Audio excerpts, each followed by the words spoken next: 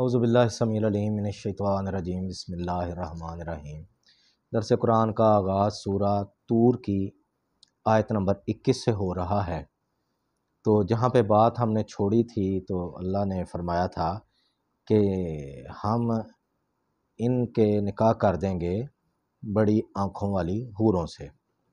تو آگے اس سے بات چلتی ہے والذین آمنوا واتبعتھم ذریتہم بإیمان، تو جو لوگ ایمان لائے اور جن کی اولاد نے ایمان کے ساتھ ان کی پیروی کی، الحقنا بہم ذریتہم، تو ہم جنت میں ان کی اولاد کو ان کے ساتھ ملا دیں گے، وما التناہم من عملہم من شیء،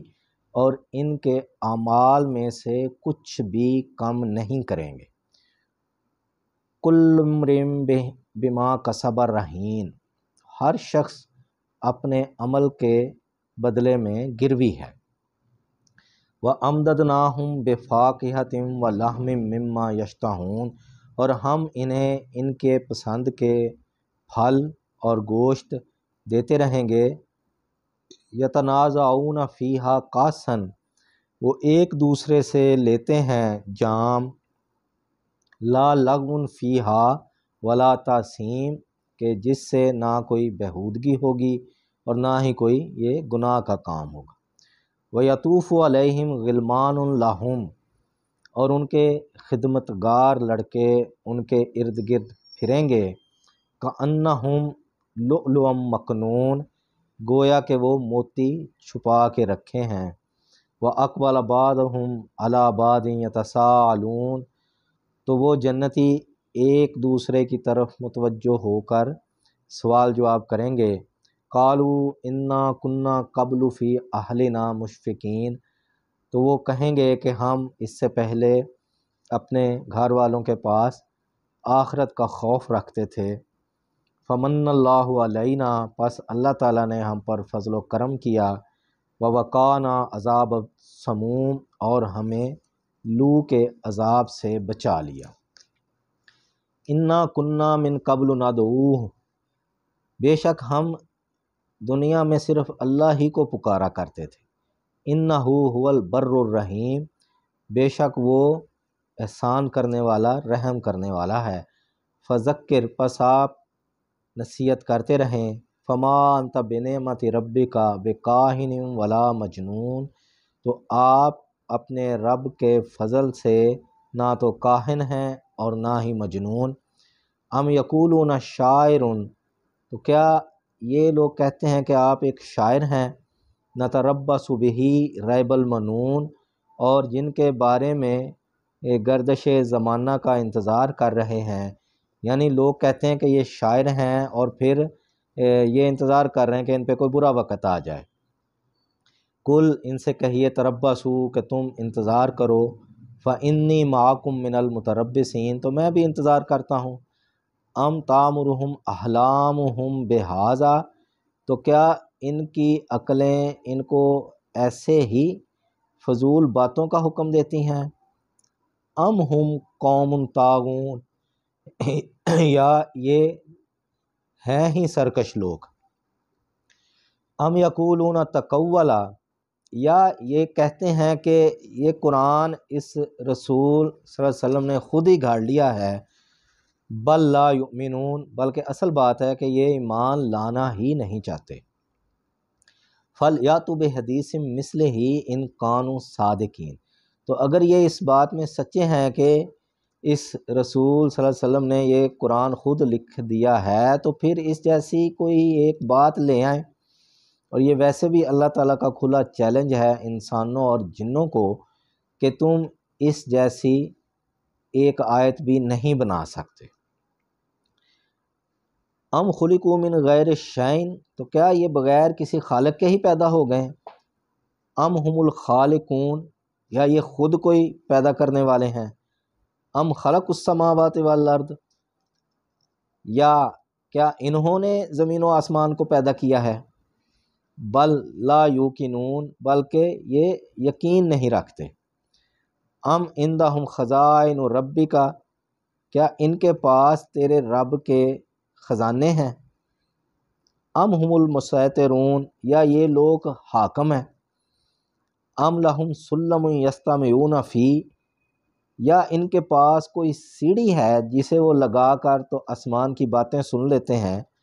فلیأت مستمعہم بسلطان مبین، تو جو سنتا ہے تو اس کی کوئی واضح دلیل لے کر آئے،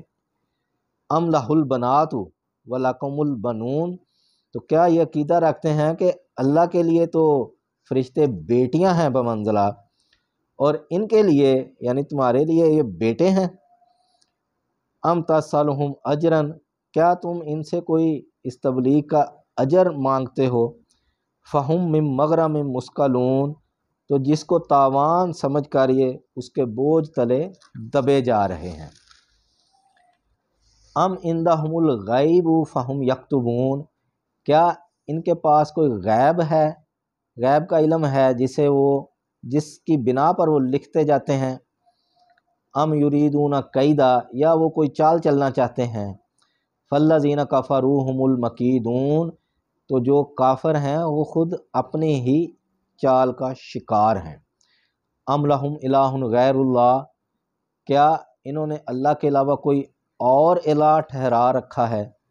یعنی کسی یہ اور ہستیوں کو، بتوں کو، یا دیگر گزشتہ جو گزر چکی ہستیاں ان کو حاجت روا مشکل کشا الہ مانتے ہیں، سبحان اللہ عما یشرکون، تو پاک ہے اللہ اس شرک سے جو وہ ٹھہراتے ہیں۔ یعنی یہ عقیدہ انتہائی اللہ تعالیٰ نے پورے قرآن میں واضح کیا ہے کہ غلط ہے کہ اللہ کے ساتھ کسی کو اس کی صفات میں شریک کیا جائے، یعنی کچھ تو لوگ ہیں پتھر کے بت بنا کر تو ان کو یہ سمجھتے ہیں کہ ان کے کام نکالتے ہیں، اور کچھ جو ہیں وہ جو ہستیاں پچھلی گزر چکی ہیں، یعنی کہ ایک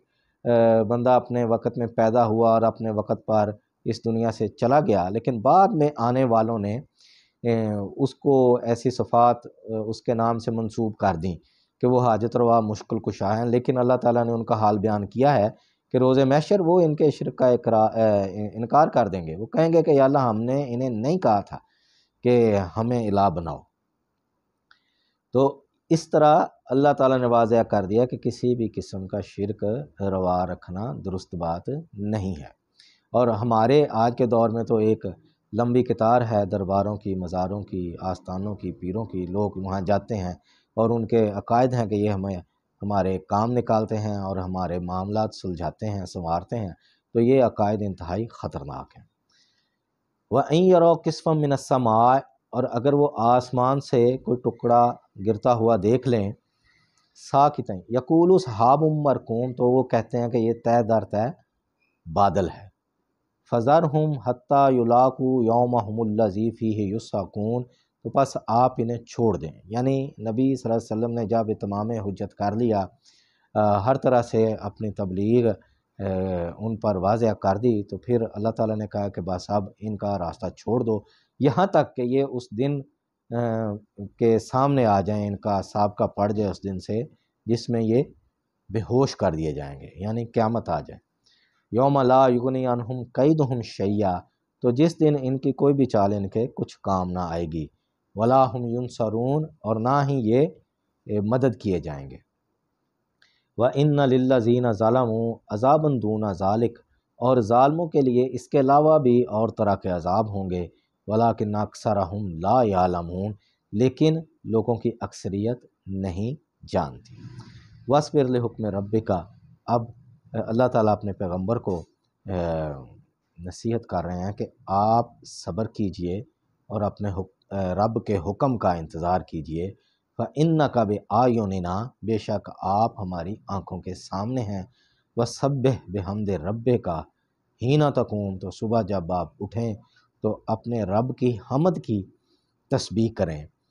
تو وَمِنَ اللَّيْلِ فَسَبِّحْهُ، اور رات کے اوقات میں بھی اس کی تسبیح کریں، وَأَدْبَارَ النُّجُومِ، اور